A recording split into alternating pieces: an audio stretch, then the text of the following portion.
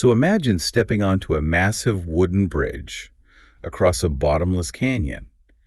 But the second your foot hits the planks, a thick, suffocating fog rolls in. Right. And there's a destination on the other side, but the actual crossing is, well, it's terrifyingly isolating. Exactly.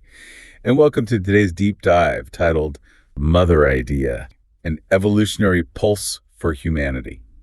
Today we are unpacking a really profound philosophical and spiritual audio source detailing this mother idea. Yeah, it's described as this profound consciousness impulse that acts as the spiritual motor, silently guiding human history. And the core premise for you listening is that humanity is navigating this uniquely difficult era right now. We are trying to achieve what the text calls the homogeneous structuring of human and divine values. Right, which is just a very complex way of saying we are trying to weave our messy, material, everyday reality together with a higher divine consciousness. Which is not easy. No, not at all. To figure out why that's so hard, the sources contrast our modern era with a past epoch called the Atlantean era.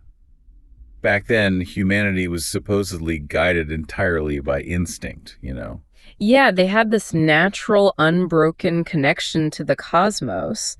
But our current epoch, which the text refers to as the Aryan era, meaning the age of the modern intellectual human, operates on a completely different engine. Reason. Right. And the text actually calls reason a tragedy and a conquest.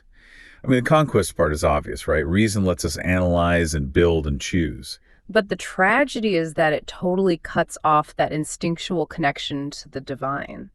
Think about how reason actually works in practice. To analyze a flower, you have to pluck it, dissect it.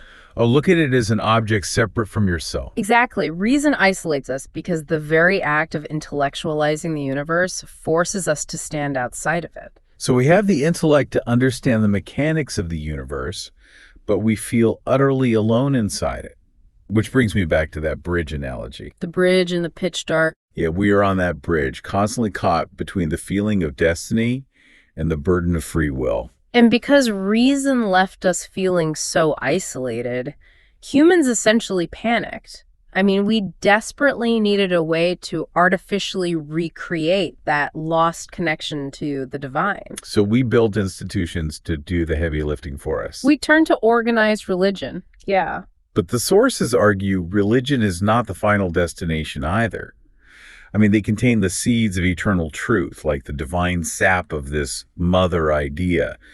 But the vessel eventually overtakes the message. The channel itself becomes the focus. You get dogma, earthly power, and strict hierarchies taking over. Institutions end up competing for dominance. Which just creates more division and suffering instead of universal unity. Exactly. So if reason isolates us by dissecting the world and religion gets trapped in its own dogma, where does that actually leave us? Well, the text brings in teachings from an esoteric source, and they suggest the way forward is transcending reason entirely through something called the mysticism of the heart, which culminates in a state called egoance. Egoance, what exactly is that? It's defined as perfect individuality merged with cosmic consciousness. It's described as a new spiritual birth for humanity that the source claims actually began around 1945. Wait, hold on. Perfect individuality merged with cosmic consciousness. That's the claim, yes. To be honest, that sounds suspiciously like an excuse to just meditate on a mountaintop and ignore the actual messy world we live in. Yeah. Like, don't we just end up abandoning society for a spiritual high? You'd really think so, but the text specifically warns against that kind of spiritual escapism.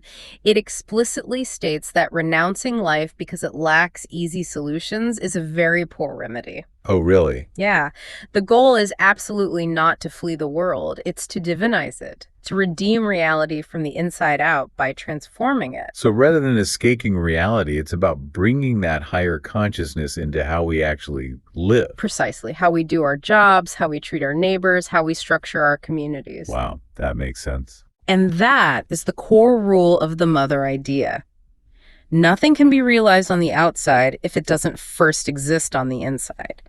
You cannot build a unified, peaceful world if you don't embody that human divine unity yourself. The outer work is achieved solely through the authentic expression of your internal state. You have to literally embody the change. Right. Which brings us right back to that dark, foggy bridge of reason we are all standing on right now. Reason got us out onto the bridge. But it won't get us to the other side. Exactly. So if you're navigating this fog right now, consider this. If reason was never meant to be our final destination, but merely a temporary stepping stone, what entirely new human faculty might be quietly developing within you right now to take its place?